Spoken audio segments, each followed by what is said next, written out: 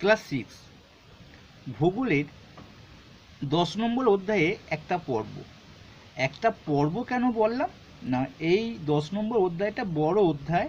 স্বাভাবিক উদ্ভিদ, জলবায়ু, ভারতের নদ নদী, মৃত্তিকা, এইসবগুলো আলোচনা করা আছে। একটা বড় জায়গা, সেই জন্য একটা পর্ব বললাম। আর প্রত্যেকটা পর্ব তোমাদের আমি একটা করে মনে রাখার জন্যে কৌশল দিই, যাতে সহজে মনে পড়ে যায়, অর্থাৎ কম পড়ে অনেক দিন মনে রাখা যায়।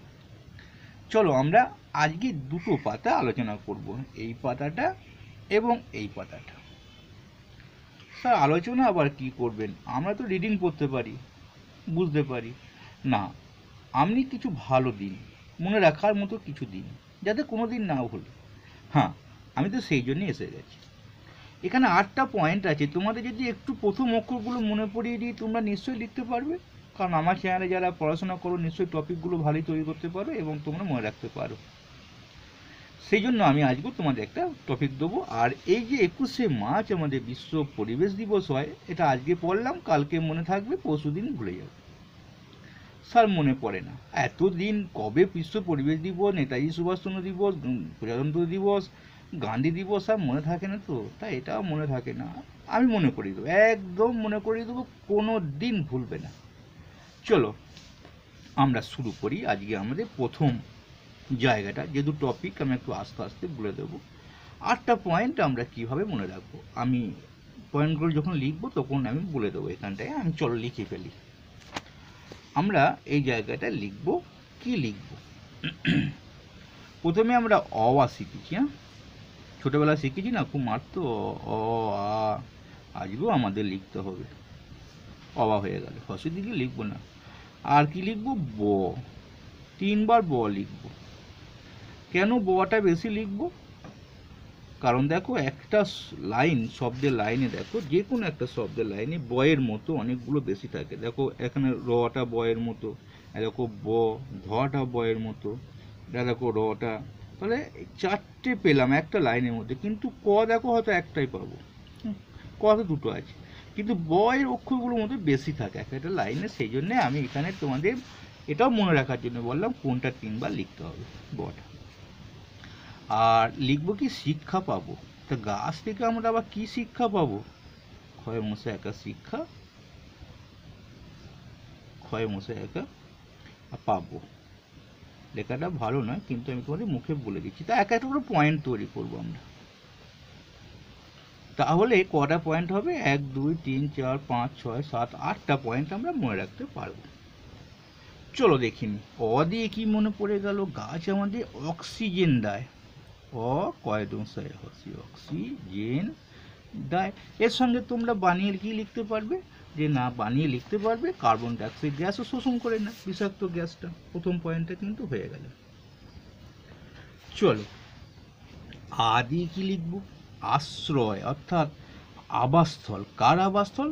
বন্য প্রাণীর আবাসস্থল। বন্য প্রাণীর আবাসস্থল। সময়টা নষ্ট করছি না, পয়েন্টটা দেখিয়ে দিই। হয়ে গেছে, হয়ে গেছে, বেশ। অবাকাশ শেষ। এবার 3টে ব, 3টেকে একটু সাজাতে হবে। হ্যাঁ, এটা বন্যা করে দাও। বন্যা করলে এটাকে করবে বন্যা, আর বৃষ্টি করো। বন্যা বৃষ্টির সঙ্গে একটু সম্পর্ক আছে না, বৃষ্টি বন্যাও করতে পারতে, এটা বৃষ্টি করে দিই। আর এটা বাস্তু করে দিই, বাস্তুতন্ত্র। বন্যা বৃষ্টি সম্পর্কটা ভালো আছে, বন্যার সঙ্গে বৃষ্টি, বাস্তু, বাস্তু মানে বাস্তুতন্ত্র, এরকম মনে রাখতে হবে। তাহলে চলো আমরা বটা বন্যা এবং খরা নিয়ন্ত্রণ করে। বন্যা এবং বন্যার সঙ্গে খরাটা বিপরীত শব্দ বলে দিতে হয়, খরা নিয়ন্ত্রণ করে। 2বার লিখলেই তোমাদের সোজা হয়ে যাবে এটা একদম। আর বৃষ্টি, বৃষ্টিপাত নিয়ন্ত্রণ করে, বৃষ্টিপাতে সাহায্য ঘটে।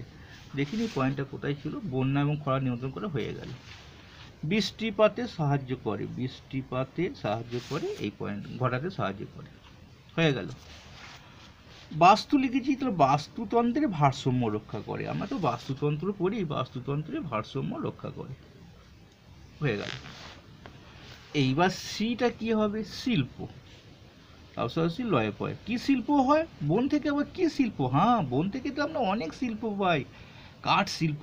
তোমরা যদি মণিপুর, মিজোরাম ওই দিকগুলো যাও না কোনোদিন, আসাম ওই সাইডগুলোতে প্রচুর কাঠ শিল্প। আমাদের যেমন এখানে সেখানে এটা একটা শিল্প থাকে না, কোথাও কাগজ শিল্প এটা সেটা থাকে, তো কাগজ শিল্প আবার ওখানে লাগে। কাঠ শিল্প, কাঠ শিল্প এবং কাগজ শিল্প। দেখিয়ে দিই কোথায়, যেমন লিখলাম, দেখো হয়ে গেল। তো শিক্ষা, খাটা কি? ক্ষত। এটা ক্ষয় মশাই তো, ক্ষত করে নেবে তাটা। অর্থাৎ মাটি ক্ষয় নিয়ন্ত্রণ করে, মাটি ক্ষয় নিয়ন্ত্রণ করে। দেখিনি পয়েন্টটা কোথায় আছে। মাটি ক্ষয় কমা। আর পাবো কি কি পাবো গো? আমরা মধু পাবো, মধু, মোম, জ্বালানি। আর কি পাবো বন থেকে? আমরা মধু, মোম ছাড়াও তো আরো কিছু পাবো আমরা। আঠা, বই বাঁধানো গঁদ, রজন, আঠাগুলো পাবো না? তাহলে দেখো আমি তোমাদের কটা পয়েন্ট মনে রাখলাম, 1 2 3 4 5 6 7 8টা। শুধু কি লিখলাম আরেকবার দেখিয়ে দিচ্ছি কি লিখেছিলাম। অ আ ব ব ব আর শিক্ষা পাবো। বটা কি হলো? বন্যা, বন্যার সঙ্গে বৃষ্টির সম্পর্ক আছে, আর বাস্তু। আর শিক্ষাটা তো বলেই দিলাম শিল্প। খুব সহজভাবে মনে পড়ে যাবে। তাহলে এটা দুবার লিখলেই কিন্তু তোমাদের মনে পড়ে যাবে। তাহলে এই পয়েন্টটা তো হয়ে গেল স্যার, আমাদের এতগুলো পয়েন্ট আমরা মনে রাখলাম যে মধু পাওয়া যায়। এবার আমরা স্যার একটু এইখানটা দেখে না একটু বলে দিই যে অরণ্য সংরক্ষণের ক্ষেত্রে, এই অরণ্য সংরক্ষণের ক্ষেত্রে মানে কি কি করতে হয়। গাছ লাগাতে হয়, লিখে নেবে। এত কিছু বাদ দিয়ে লিখে নেবে এখানটা গাছ লাগাতে হয়। পশুচারণ নিয়ন্ত্রণ করতে হয়, অর্থাৎ গরুর পশুচারণ করলে গরুকে তো খেয়ে নেবে গাছগুলো, তারপর মাটি ক্ষয় করে দেবে, গাছগুলো ভেঙে দেবে। তাই পশুচারণটাকে নিয়ন্ত্রণ করতে হয়, যে পশুচারণ করানো যাবে না। আর চোরাচালান যারা চোরা কারবারির সঙ্গে যুক্ত তারা কিন্তু বনে ঢুকতে দিলেই হবে না। কারণ ভয় তাহলে পশু মেরে দেবে, নয় গাছ কেটে নেই বিক্রি করে দেবে, যারা এক্সপার্ট তারা খুব আর কি। তাই চোরাচালান বন্ধ করতে হবে, পশুচারণ বন্ধ করতে হবে, আর একটা নতুন গাছ কাটা আইন করে বন্ধ করতে হবে, সরকারকে সাহায্য করতে হবে। ব্যাস, এটাই সংরক্ষণ মানে করা যাবে এইভাবে। এবার চলো আমরা 21শে মার্চ দিনটা কী করে মনে রাখবো। আচ্ছা বলো তো, গাছ কাদের কাছে মায়ের মতো, অরণ্য কাদের কাছে মায়ের মতো? অরণ্য হচ্ছে সাঁওতাল বা আদিবাসীদের কাছে মায়ের মতো। তাহলে মায়ের মতো, মা হচ্ছে অরণ্য, ঠিক আছে না? এটাকে দিয়ে 1 2 লিখবে, উল্টিয়ে দেবে, এটাকে পুরোটাই উল্টিয়ে দেবে, 2 1 দিয়ে মা করে দেবে। দেখো 21শে মার্চ, 21শে মার্চ হচ্ছে অরণ্য দিবস, অর্থাৎ মায়ের মতো অরণ্য দিয়ে 1 2 তো আমরা প্রথম থেকে নামটা জানি 1 2, অওয়া যেমন লিখেছি 1 2 লিখলাম। অর্থাৎ এখানে যখন অওয়া লিখেছিলাম তাহলে 1 2টাও লিখতে পারি আমরা। তাহলে মাটা দিয়ে মাটাকে এর উল্টিয়ে দেবে, 2 1, মা মানে মাছ, মা মানে মাছ পড়ে যাবে, কোনোদিনই ভুলবে না। চলো আমাদের এইখানটা একবার বলে দিই যে সারা বছর গাছের পাতা সবুজ থাকার কারণ কি। গাছের পাতায় খাবার তৈরি হয়, আর বেশিরভাগই এগুলো সরলবর্গীয় গাছে থাকে। খাবার তৈরির জন্য গাছের পাতা সারা বছর সবুজ থাকে। কোন ঋতুতে, নির্দিষ্ট ঋতুতে পাতা ঝরে যায় কেন? অর্থাৎ গাছ রেচন ত্যাগ করে, অর্থাৎ গাছের পাতা দিয়ে রেচন পদার্থ ত্যাগ করে, অর্থাৎ সেই জন্য ঝরে যায়। আর সরলবর্গীয় গাছের পাতাগুলো দেখতে কেমন, দেখো এইখানটা একটু দেখতে পাবে। এবং আমরা উদ্ভিদের অংশটা আলোচনা করতে আসিনি, যদিও এই জায়গাটা পেয়ে যাবে। সরলবর্গীয় গাছের পাতাগুলো কেমন, সরলবর্গীয় গাছ সুচালো নাতিশীতোষ্ণ অঞ্চলে যেটা হয়, এই জায়গাটা তোমরা, এই জায়গাটা একটা ভিডিও করে দেবো পরবর্তী পর্বে মনে থাকার জন্য, এখানে পেয়ে যাবে। কাঁটা আসলে গাছের পাতা, কোন পাতা অংশ, গাছের পাতাগুলো সরু হয়ে যায় দিয়ে এটা কাঁটা তৈরি হয়। লাস্ট প্রশ্নটা, চলো আমরা এই জায়গাটা যাই। কতগুলো ঔষধি গাছ, এখানে কিন্তু কতগুলো ঔষধি গাছের নাম আছে, সবগুলো দামি ঔষধি গাছ। যেমন ধরো বাসক, নিম, সিংকনা, তুলসী, সর্পগন্ধা, চিরতা, কালমেঘ। আমরা কিন্তু অনেকগুলো গাছ আমরা নিজেরা খুব বাড়ির কাছে পাই। বাসক, এটা কিন্তু আমাদের ভারতের সব জায়গায় পাওয়া যায়, ঔষধি গাছ, সর্দি কাশি ভালো করে। তুলসী প্রত্যেকটা বাড়িতেই পাওয়া যায়, ভারতের সব রাজ্যে পাওয়া যায়। হাঁপানি, সর্দি কাশি, পেটের অসুখ ভালো করে। তারপর দেখো যেগুলো সবকটা পাওয়া যায়, দুটো জিনিস খালি, নিম দেখো সর্বত্র পাওয়া যায়, পশ্চিমবঙ্গে সর্বত্র পাওয়া যায়, এটা কিন্তু ভারতে নয়, এটা পশ্চিমবঙ্গে সর্বত্র পাওয়া যায়। দাঁত, চুল, লিভার, ত্বক ভালো রাখে। নিমে লিভার ভালো রাখে, দাঁত ভালো রাখে, দাঁত মাজবে, চুল ভালো রাখে, ত্বক ভালো রাখে। আর লিভার ভালো রাখলেই চুল ত্বক ভালো থাকবে এমনি। তা তিনটে আলোচনা করলাম, তুলসী, নিম আর বাসক। চলো আমাদের কালমেঘ, এটাও কিন্তু আমাদের ভারতের পূর্ব ভারতে বেশি পাওয়া যায়, উত্তর পূর্ব অঞ্চলে, দক্ষিণ ভারতেও পাওয়া যায়।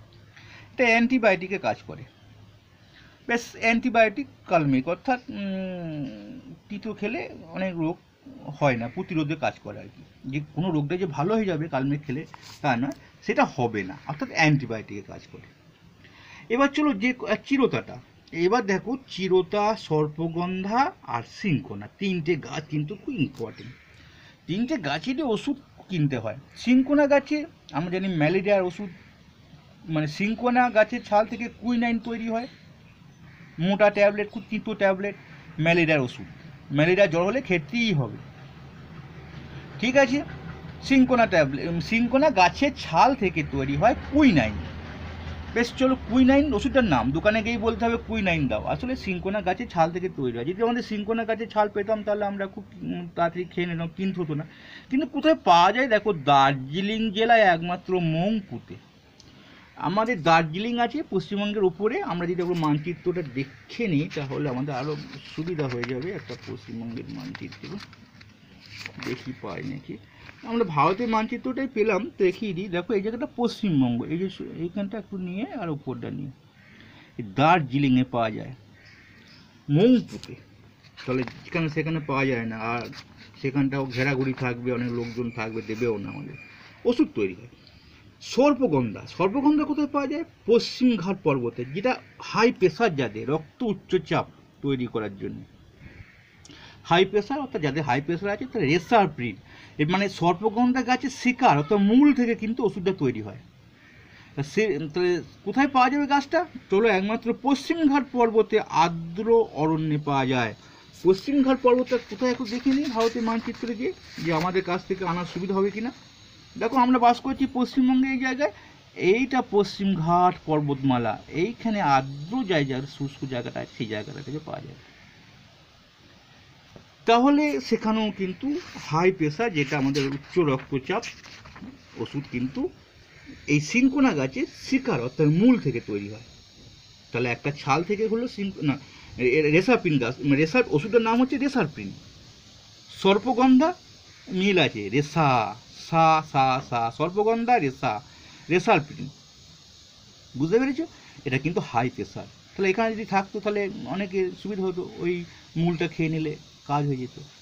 আর যদি সিংকোনা গাছটা এখানে থাকতো, মংপুতে আছে তাই, তাহলে আমাদের অনেকজনার ম্যালেরিয়া ভালো হয়ে যেত। আগে প্রথম কিন্তু ছালকেই ভালো হতো, তারপরে সেটাকে ওষুধ তৈরি করা হয়। আর কিছু থাকলো চিরতা, হিমালয়ের পার্বত্য অঞ্চলে পাওয়া যায়, মেঘালয় জায়গা, পেটের অসুখ সারায়, লিভার আর পেটের অসুখ সারায়। এই লিভার আমাদের নিম পাতাও সারায়। চলো, এটা হিমালয়ের পার্বত্য অঞ্চলে পাওয়া যায়। এগুলো আয়ুর্বেদিক চিকিৎসা, এগুলো ভেষজ ঔষধি, আয়ুর্বেদিক চিকিৎসার জন্য এটা আয়ুর্বেদিক চিকিৎসা বলা হয়। এখন আয়ুর্বেদ থেকে এখন এলোপ্যাথি হয়ে গেছে, ট্যাবলেট তৈরি করে ফেলেছে না। আগে গাছ গাছরাতে দিত, ওটা চিবিয়ে খাবে, এটা জল দিয়ে ভিজিয়ে খাবে, এইসব হতো। তাহলে আজকের মতো বিদায় নিয়ে আবার দেখা হবে, আবার এরকম কোনো ভিডিও নিয়ে। ভালো লাগলে অবশ্যই লাইক করবে।